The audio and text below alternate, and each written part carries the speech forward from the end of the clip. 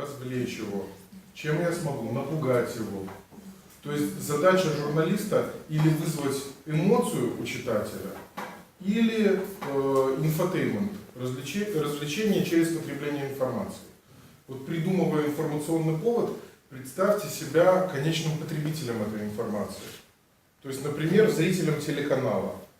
И вот сейчас появится на экране веселый парень в полосатой майке с длинным рукавом, и что-то мне будет рассказывать. Что бы я хотел от него услышать?